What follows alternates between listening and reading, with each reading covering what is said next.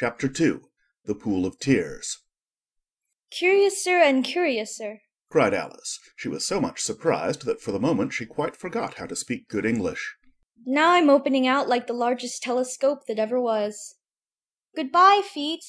For when she looked down at her feet, they seemed to be almost out of sight, they were getting so far off. Oh, my poor little feet. I wonder who will put on your shoes and stockings for you now, dears. I'm sure I shan't be able. I shall be a great deal too far off to trouble myself about you. You must manage the best way you can. But I must be kind to them. Thought Alice. Or perhaps they won't walk the way I want to go. Let me see. I'll give them a new pair of boots every Christmas. And she went on planning to herself how she would manage it. They must go by the carrier. And how funny it'll seem, sending presents to one's own feet. And how odd the directions will look. Alice's right foot, Esquire, hearthrug, near the fender, with Alice's love. Oh dear, what nonsense I'm talking. Just then her head struck against the roof of the hall. In fact, she was now more than 9 feet high, and she at once took up the little golden key and hurried off to the garden door. Poor Alice! It was as much as she could do, lying down on one side, to look through into the garden with one eye, but to get through was more hopeless than ever. She sat down and began to cry again. You ought to be ashamed of yourself, said Alice. A great girl like you. She might well say this. To go on crying in this way? Stop this moment, I tell you. But she went on all the same, shedding gallons of tears until there was a large pool all round her, about 4 inches deep and reaching half down the hall. After a time she heard a little pattering of feet in the distance, and she hastily dried her eyes to see what was coming. It was the White Rabbit returning, splendidly dressed, with a pair of white kid gloves in one hand and a large fan in the other. He came trotting along in a great hurry, muttering to himself as he came. "Oh, the Duchess, the Duchess!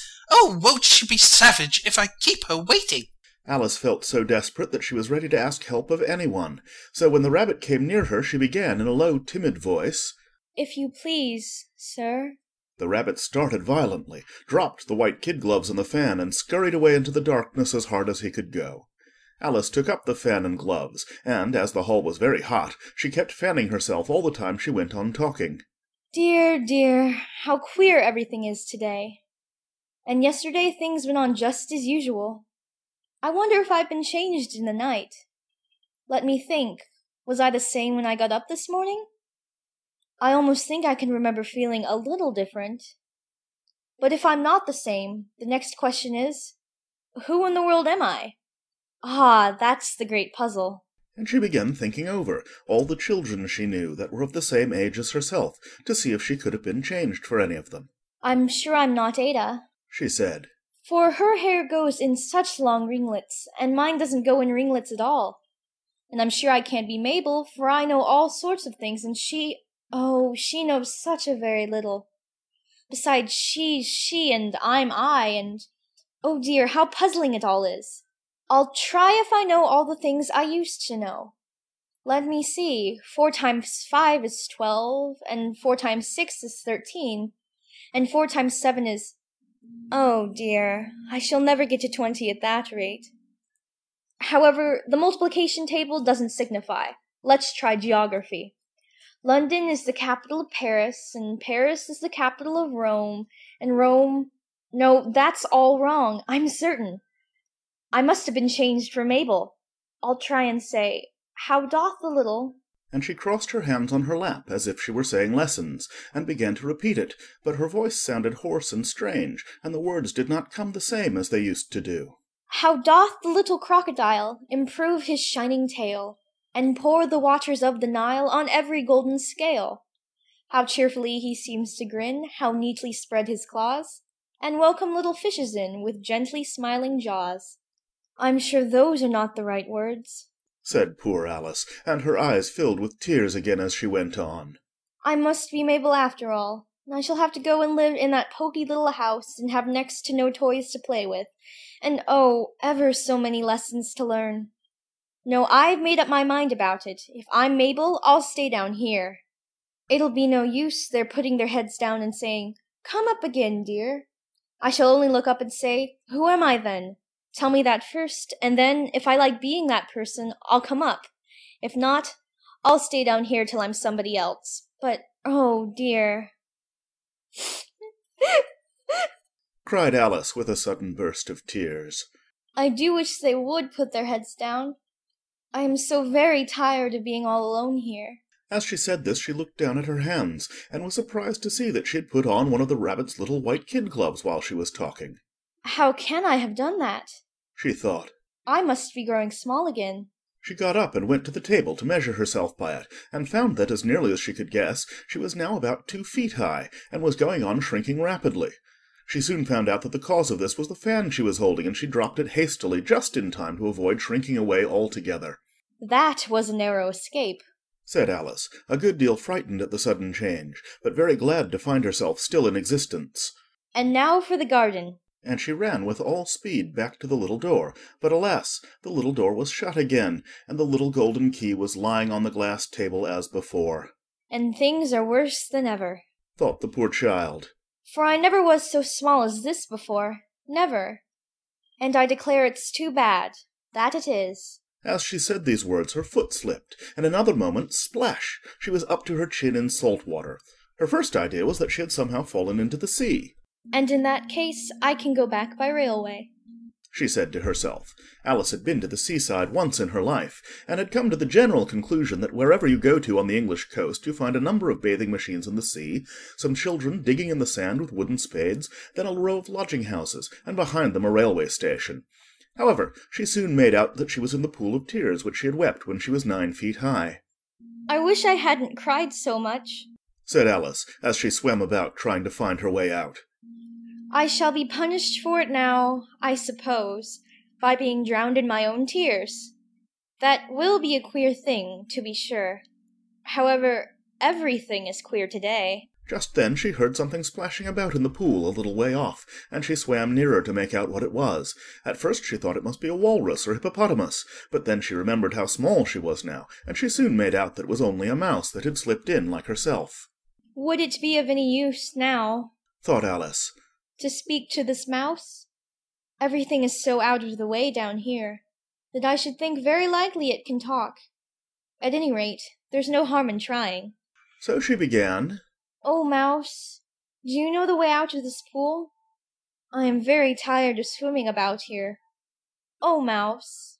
Alice thought this must be the right way of speaking to a mouse. She had never done such a thing before, but she remembered having seen in her brother's Latin grammar, a mouse, of a mouse, to a mouse, a mouse, oh, mouse.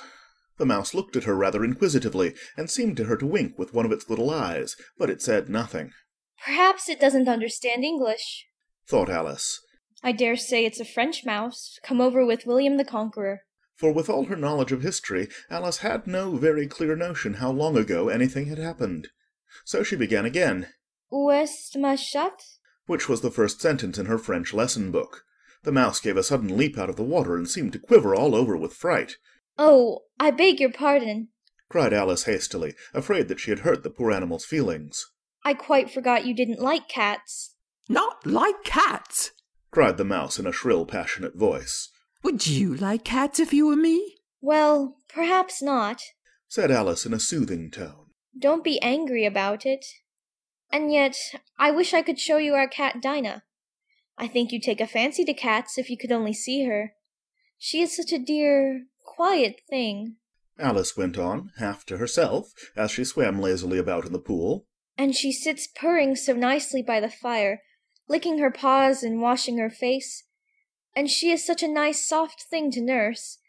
And she's such a capital one for catching mice. Oh, I beg your pardon, cried Alice again, for this time the mouse was bristling all over, and she felt certain it must be really offended. We won't talk about her any more, if you'd rather not. We indeed, cried the mouse, who was trembling down to the end of his tail. As if I would talk on such a subject. Our family always hated cats. Nasty, low, vulgar things. Don't let me hear the name again. I won't indeed, said Alice, in a great hurry to change the subject of conversation. Are you fond of dogs? The mouse did not answer, so Alice went on eagerly. There is such a nice little dog near our house I should like to show you. A little bright-eyed terrier, you know, with, oh, such long, curly brown hair.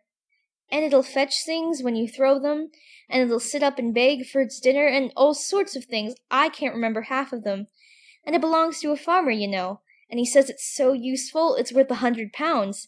He says it kills all the rats and, oh dear, cried Alice in a sorrowful tone.